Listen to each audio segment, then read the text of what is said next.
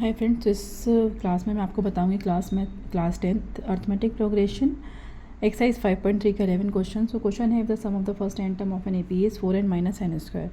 सो आपको फाइंड करना है sum of the first term and what is the second term and similarly third term आपको find करनी है, 10th टर्म फाइंड करनी है एंड an फाइंड करना है। तो आइए स्टार्ट करते हैं।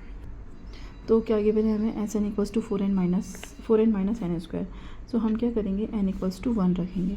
तो ये क्या हो जाएगा s1, और s1 क्या होगा, फर्स्ट टर्म ही होगा। तो 4 into 1 minus n square equals to, मतलब 1 square equals to 4 minus 1 is 3। ठीक है। अब सेकेंड है आपका n इक्वल्स टू 2 रखना है। तो n इक्वल्स टू जब आप 2 रखेंगे तो ये क्या होगा, सम ऑफ 2 टर्म। तो मतलब first term and second term का सम क्या होगा, जब आपको n की प्लेस में 2 रखेंगे। तो ये क्या हो जाएगा, 4 2 ज़ा 8 माइनस 2 2 ज़ा 4, सो ये हो जाएगा 4। तो ये हो गया आपका A1 प्लस A2, मतलब ये S2 की वैल्यू है। ठीक है। तो हम A1 तो हमें गिवन है, A1 क्या है हमारे पास 3, तो 3 plus A2 equals to 4। So A2 की वैल्यू क्या आ जाएगी, 4 माइनस 3 इज़ 1। तो हमारे पास A1 कितना है 3 और A2 कितना है हमारे पास 1। तो हम कॉमन डिफरेंस फाइंड कर सकते हैं कैसे, A2 minus A1 equals to A2 is 1 minus 3 equals to minus 2। ठीक है। हमको फाइंड क्या करना है, third term. So third term क्या होती है आपके पास, A प्लस 2D।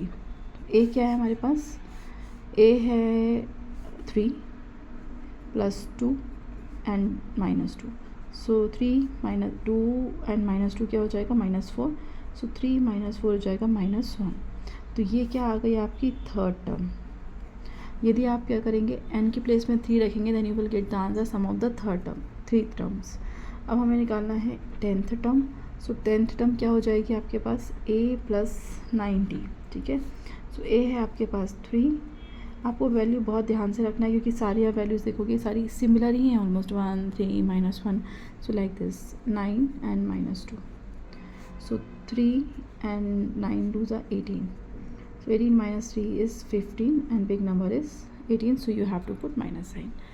ठीक है। ये आ गया आपका A10। अब आपको फाइंड करना है AN। तो AN क्या होगा आपके पास, A plus n minus 1 into D.